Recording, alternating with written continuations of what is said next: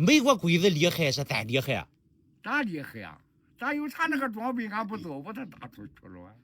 人被打竞选，竞选，竞选是都嘛？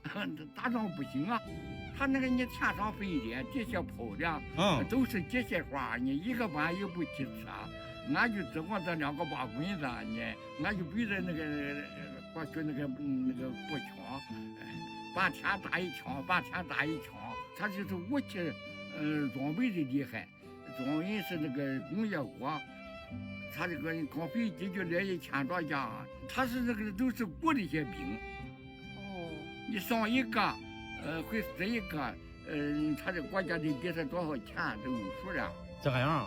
他这个样是打仗选，人他怎么不怕他？那他当场怕死了呢？